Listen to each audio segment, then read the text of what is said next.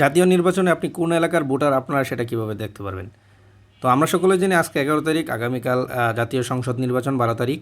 তো আমরা কোন এলাকার ভোটার সেটা আমরা কিভাবে মোবাইলের মাধ্যমে আমরা ঘরে বসে দেখে নিতে পারি কোনো ধরনের হ্যাসেল ছাড়াই। তার জন্য আমাদেরকে একটা অ্যাপস ডাউনলোড করে নিতে হবে, স্মার্ট ইলেকশন ম্যানেজমেন্ট বিডি। তো এই আমার অ্যাপসটা ইনস্টল করে নিলাম আমি। দেন আমরা এখান থেকে ওপেনে ক্লিক করব।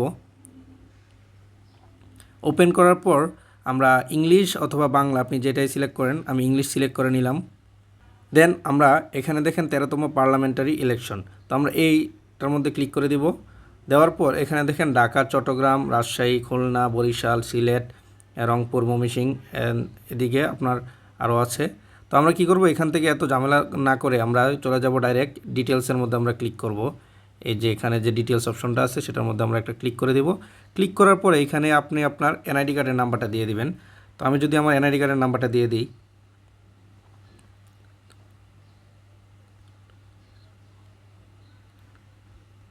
দেন আমরা এখানে আমাদের ডেট অফ বার্থটা দিয়ে দেব।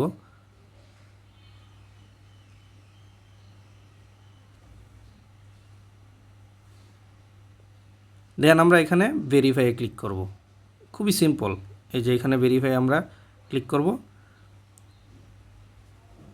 দেখেন আমার কিন্তু voter number and voting serial number সব কিছু কিন্তু আমার এখানে চলে আসছে। যে দেখেন আমার voter number and voter serial number and আমি কোন সেন্টারের আন্ডারে আমি ভোট দেবো সেটাও কিন্তু আমার এখানে লেখা আসছে। অ্যান্ড আমাকে দেখেন এখানে আমাকে ওরা লোকেশনও দিয়ে দিয়েছে অ্যান্ড এখানে ছবিও আছে। অ্যান্ড কোন কোন ভোটার মূলত দাঁড়িয়েছে এমপির জন্য, কোন কোন পদে, সব ধরনের কিন্তু মার্কা কিন্তু এখানে আপনারা দেখতে পারবেন। এখানে ডিটেলসে যদি আপনারা ক্লিক করেন তার নাম দেখতে পারবেন, সব কিছুই দেখতে পারবেন। তো এভাবে কিন্তু আপনারা খুব সহজেই আপনার ভোটার এলাকাটা আপনি মোবাইলের মাধ্যমে দেখে নিতে পারেন। তো ভিডিওটা আপনাদের কেমন লাগেছে অবশ্যই বন্ধুদের মাঝে শেয়ার করবেন এবং কমেন্ট করে জানাবেন।